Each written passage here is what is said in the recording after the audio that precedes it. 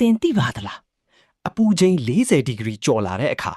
တင့်ခန္ဓာကိုယ်ထဲကအင်္ဂါအစိတ်အပိုင်းတွေဟာတဖြည်းဖြည်းချင်းပြုတ်တက်လာသလိုမျိုးပျက်စီးလာတာပါ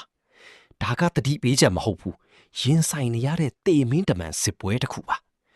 ဒီနေ့မှာတော့ဒီမီးတောက်တွေခြားကနေတင့်ကိုယ်တင်နဲ့တင့်မိသားစုကိုဘလို့ကယ်တင်ရမလဲဆိုတာကျွန်တော်ရှင်းပြပါရစေအပူချိန်တက်လာရင်ကျွန်တော်တို့နှလုံးဟာပုံမှန်တဲ့3ဆလောက်ပိုအလုပ်လုပ်ရပါတယ်သွေးတွေကိုအရေပြားစီပို့လွှတ်ပြီးအပူထုတ်ဖို့ကြိုးစားရလို့ပါ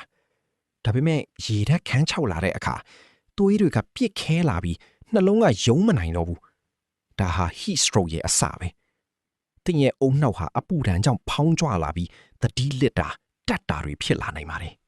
အပြင်ထွက်ဖို့လိုအပ်လာပြီဆိုရင်ဓာတ်တွေကိုတနတ်တလက်လို့စောင့်ထားပါအဝိအစားပိတ်သားပေါပွားချောင်ချောင်နဲ့အယောင်ဖြော့တာကိုရွေးပါအနက်ရောင်ကအပူကိုစုပ်ယူတယ်အဖြူရောင်ကအပူကိုပြန်ကန်ထုတ်ပါတယ်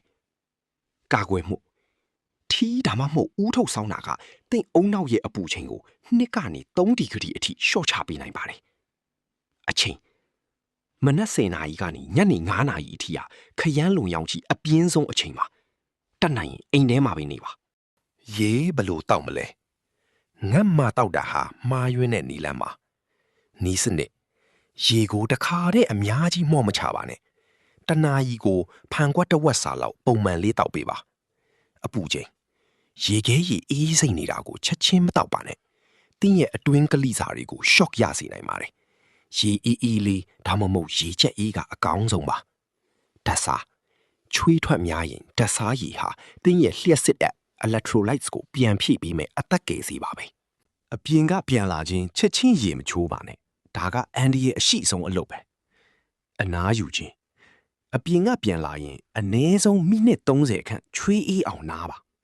ခန္ဓာကိုယ်အပူချိန်နဲ့ပတ်ဝန်းကျင်အပူချိန်ညှိပါစေရေချိုးချိန်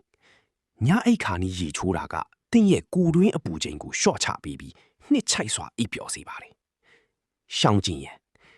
မွန်းတိ12နာရီလိုအချိန်မျိုးမှာခေါင်းပေါ်ရေလောင်းချတာမျိုးကိုအထူးသတိထားပါ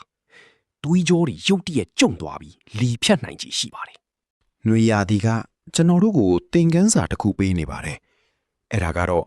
တဘာဝတရားကိုလွန်ဆန်လို့မရဘူး။ဒါပေမဲ့နားလည်မှုနဲ့ရင်ဆိုင်လို့ရတယ်ဆိုတာပါပဲ။အခုကျွန်တော်ပြောပြခဲ့တဲ့အချက်တွေဟာ